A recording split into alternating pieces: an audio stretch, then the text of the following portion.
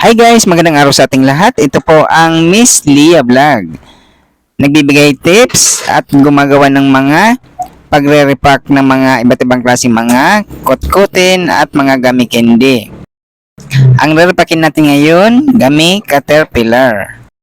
Ang kilo ng gummy Caterpillar ngayong July 7, 2025, 108 pesos. Ang 2.5 kilograms, 280 pesos, presyong Divisoria, Manila. Ang gagamitin natin plastic, 5x7, 18 pieces na gummy Caterpillar for 20 pesos lang. Ito guys, kung kayo gusto nyo magtinda or kumita ng mga extra income, pwede nyo rin gawin mga pagtitinda ng mga iba't ibang klaseng mga kotkotin kagaya nitong gummy candy. Ayan lang, pupunta lang kayo sa mga pamilihan, sa mga palengke, kung saan man kayong lugar. Kung andito kayo sa Manila, pwede rin kayong pumunta ng Divisoria, Manila.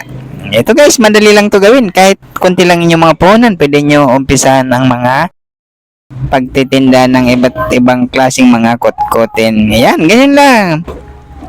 Kaya yung ginagawa ko, pwede nyo rin gawin. Yan, no? Gagamit lang tayo ng gloves at saka ayan, sa pagre-repack para mabilis natin matatapos. Ito guys, ang isang bag na 2 kilot kalahati, gagawa tayo ng 10 piraso lang ng pang 20 pesos. Ang sobra niyan ay gagawin nating pang 5 peso naman. Yan, no? Napakadali lang to gawin. O kahit nagtatrabaho kayo, pwede nyong gawin to o itinda nyo or ibenta nyo sa inyong mga kaibigan. Yan, re-repackin nyo lang. O kahit nasa mga bahay kayo, pwede nyo rin gawin to, mga pagkakakitaan.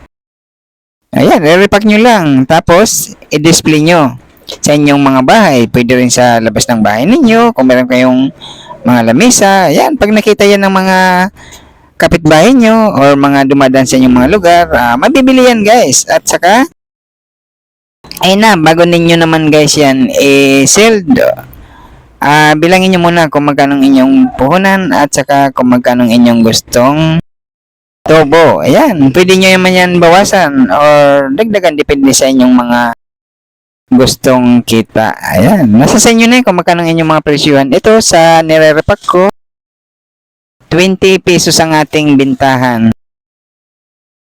Magandang mga pagkakakita nito guys, kasi mabili itong mga gummy candy.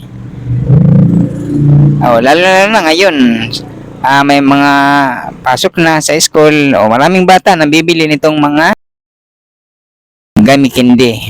Ayan, napakadali lang to gawin.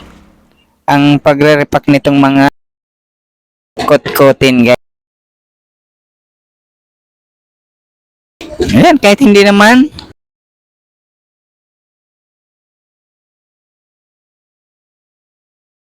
ganyan lang yung paggagawa guys. Ayan, no? Ang ating pagsasabitan nito ay alamre lang yan, no? Hindi display natin yan sa tindahan lang guys. Kung meron kang mga bintana dyan, mas maganda yan tingnan yung mga nakaganyan guys. Yan, no? Yan, madali lang gawin yan. Yan, no? Pagkatapos niya, kung lalo na kung makagawa kayo ng iba't ibang klaseng mga kotkotin, no? Ganyan lang. Napakadali lang gawin. Ayan na guys ang ating nagawang mga or nirepack natin. Ayan na guys.